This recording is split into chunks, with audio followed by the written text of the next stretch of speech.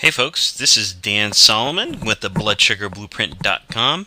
Today I want to talk to you about the best diet for type 2 diabetes. Now, managing your type 2 diabetes effectively depends a majority on the foods you choose to eat, not someone else. See, combining the right type of carbohydrates, proteins, and fats together can have a dramatic impact on how your diabetes affects your body. You can either have a positive effect or a negative effect. Now, unfortunately, most of the diabetic diets and nutrition information given by doctors and other healthcare professionals is based on a limited or even outdated research. It simply is ineffective in properly managing type 2 diabetes. The people with diabetes, maybe even you, follow these bad dietary recommendations and are having limited success or no success at all. These people are mostly relying on medications to control their blood sugar. Medications have proven to have little effect on improving diabetes, but rather they just mask the symptoms of diabetes. Medications simply don't address the root cause of type 2 diabetes. Plus, you run the risk of harmful side effects, many of them. We've all heard the commercials. Now, food has the ability to treat type 2 diabetes at the cause, the root cause. Like Hippocrates has said, let food be thy medicine. Using food for medicine, you will be able to maintain healthy blood sugar levels, lower your risk of all diabetic complications, lose weight, increase your energy, improve sexual performance, who doesn't want that, improve your health, and reverse your diabetes altogether. Now, the diet I'm suggesting is based on sound research. It's time-tested and has proven to be effective in attacking diabetes at its root cause. It is the best diet for type 2 diabetes. Now, let's get in and start talking about carbohydrates. This is where much of the confusion comes in. We've all seen that look, and you've probably given that look before. Should you avoid carbs? How much should you eat if you do eat them? And which carbs are good and which ones are bad? Now, let's get one thing clear. Carbohydrates are the only foods that affect your blood sugar. Things like, soda, fruits, vegetables. Carbohydrates come from an array of foods like potato chips and cookies, to juice and soda, to vegetables and fruits. Now, they all affect your blood sugar and your diabetes in some a positive way and some in a negative way. Now, which carbohydrates should you avoid? Well, the general rule of thumb I like to go by is avoid any type of carbohydrate that it comes in a box, that's in a package, or is pre-cooked or frozen, or that has been processed. Now, most of these types of carbohydrates are filled with simple sugars or high fructose corn syrup and other additives that negatively impact your blood sugar. And the sad thing is, sometimes they're actually hidden in the food as certain additives, so you don't actually know what you're getting. And you definitely want to avoid high fructose corn syrup, one of the nastiest ingredients on the planet. Now, foods to avoid: pastries, cookies, cakes, and pies, of course, table sugar, and even sugar substitutes like Equal, Sweet, and Low, and Splenda. Now, research has shown that all these have some sort of negative impact on your body, either tricking your body to thinking it's sugar and actually raising insulin production in your body or causing spikes in your blood sugar, or they have been linked to one form of cancer or another. Now, pastas and bread, cereal, and other whole grains are actually dangerous when you are a type 2 diabetic. Milk, juice, and sodas. So you're probably wondering, oh God, I eliminated most of the foods in your diet, so you're probably wondering which carbohydrates you should be eating. Well, the rule of thumb here I like to go by is eat a majority of your carbohydrates that used to be alive, that used to be living entities. Now, these carbohydrates are minimally processed, high in essential nutrients, and have no hidden additives, and have a positive effect on your blood sugar and your health.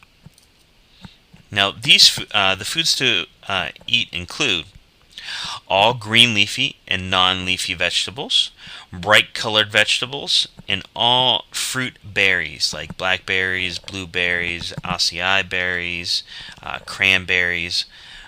These things tend to be very high in antioxidant value and can actually help improve your diabetes.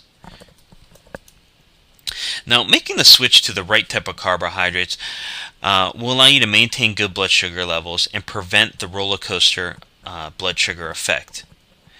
I'm sure many of you have experienced it. You have high blood sugars, low blood sugars, up and down. You don't know which way you're going. You will improve your energy levels, prevent fatigue, and reduce inflammation within your body. Now that we talked about carbohydrates, let's move on to protein. Now, protein is made up of a string of amino acids. Now, proteins are the building blocks of DNA and RNA, the human cell structure, and the precursors to insulin production. Now, consuming high amounts of quality protein is vital for optimal health and disease prevention.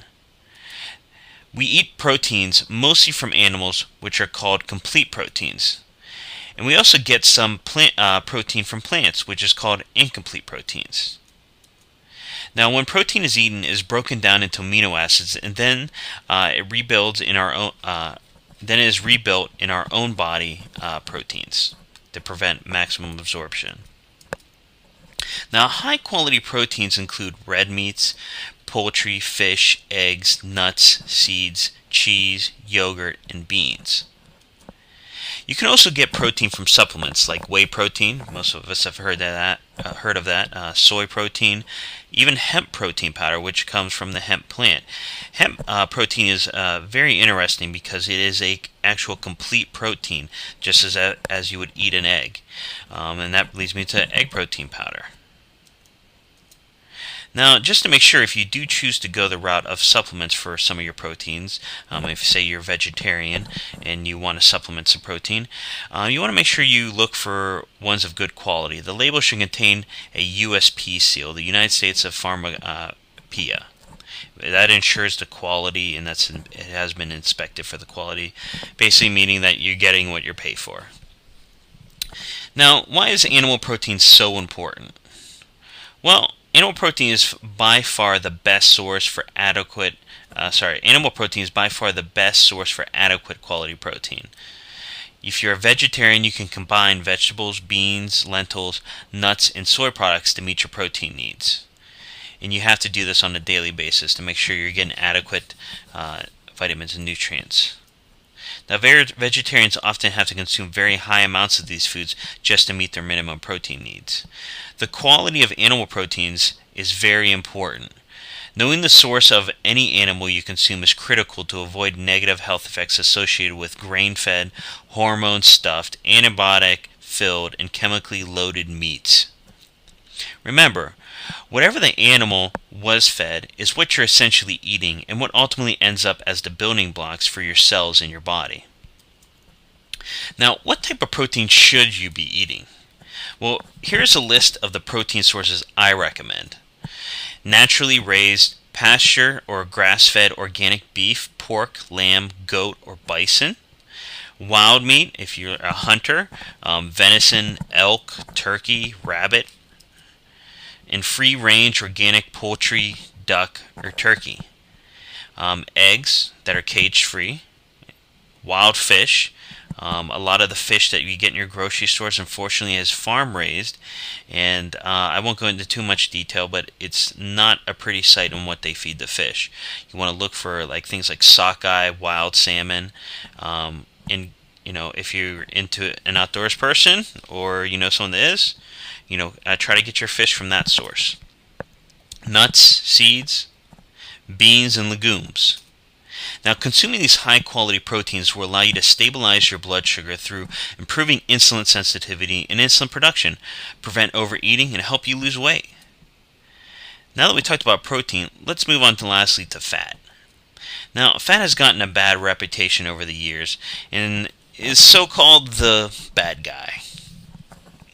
Now, most doctors will tell you to avoid it, and the low-fat diet has been promoted as the standard for most people, including diabetics. Now let me say this, fat does not make you fat. Fat is essential for normal growth and development, energy. Fat is the most concentrated source of energy we can possibly consume. Absorbing and fat helps us absorb certain vitamins like A, D, vitamin E, K, and carotenoids, providing cushioning for our organs and maintains cell membranes, provides taste, consistency, and stability to our foods, and tons of other benefits. Now, there are three main types of fat: saturated fat, unsaturated fat, and trans fat. Now let's go back there. Saturated fats. Let's talk a little bit about those. Now, despite what you may have heard or been told in the past, saturated fats are good for you. Saturated fat has been scrutinized mainly because they are often high in cholesterol. Well, let me tell you this. Cholesterol is actually one of the most important nutrients you can possibly consume. Every human cell needs it. The brain is primarily made up of it, and cholesterol is the precursor to all sex hormones. In fact, a high saturated fat diet intake has been shown to reduce what we call bad cholesterol, the LDL, and raise good cholesterol, HDL, and it helps cleanse the liver. And that's a fact. Saturated fats include butter, meats, cream, lard, and coconut oil. Now we talked about saturated fats, let's move on to unsaturated fats. Now, unsaturated fats have the ability to lower cholesterol and triglyceride levels, usually an issue for diabetics, improve brain function, reduce pain, and help prevent cancer. Now, one of their most important benefits is the ability to reduce inflammation. Since diabetes is an inflammatory disease, unsaturated fats help combat diabetes. Now, unsaturated fats include things like olive oil, avocados, walnuts, macadamia nuts, pecans, and all the other nuts out there. The only one I recommend you stay away from is peanuts. And of course the nut oils, and fish oil, and safflower oil. Now that we talked about unsaturated fats, let's talk about, lastly, trans fats. We've probably all heard that because it's been a big thing in the news in a lot of health publications over the last several years. Now, trans fats could be called a serial killer, given that they are responsible for at least 30,000 premature heart disease deaths each year. These are a chemically altered type of fat that is made up by adding hydrogen to vegetable oil. The process is called hydrogenation, which allows a longer shelf life and extended cooking use. They can be found in about 40 to 50% of the products in your grocery store, and probably even a little bit higher. Now, this type of fat is one of the worst things you can consume, causing severe damage within your blood vessel walls. Now, they also increase your LDL, your bad cholesterol, lipoproteins, and triglycerides. Avoid these at all costs. Now, trans fats are found in baked goods, fried foods, mostly snack and any junk foods, and margarine. Just like I mentioned, the carbohydrates that are processed or prepackaged or in a box, a lot of those contains trans fats. Now, what types of fats should you exactly be eating? Now, as we discussed, with both saturated fat and unsaturated fats are essential for good health, but they are also weapons in your battle against type 2 diabetes. Making them a part of your daily diet is a must. Here are a few tips to get the right fats in your diet. Use coconut oil or grass-fed butter for cooking.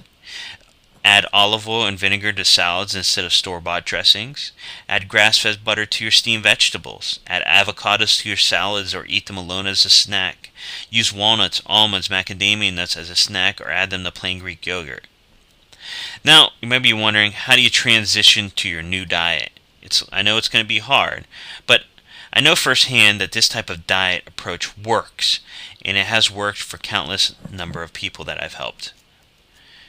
Now, it truly is the best diet for type 2 diabetes because it's based on the latest research on diabetes, nutrition, metabolism, physiology, and holistic medicine. You just need to follow it. Just do it. Now, I know making the transition to the foods I mentioned may seem difficult. Really, it's not. But for the sake right now, let's just say it is difficult. Ask yourself this: if I don't start making the necessary changes in my diet, where will my health be in the next 3 to 5 years? And be honest with your answer. Whether you charge full steam ahead or choose a more gradual approach to incorporating these foods in your diet, the important thing is that you're making a conscious change for the better. And as the old saying goes, you can't expect a different result if you keep doing the same things.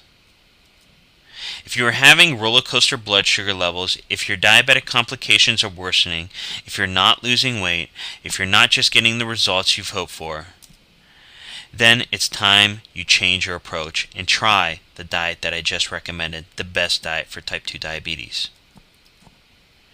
Now visit bloodsugarblueprint.com for more information on how you can have total control over your type 2 diabetes and get more information on that. Thanks again.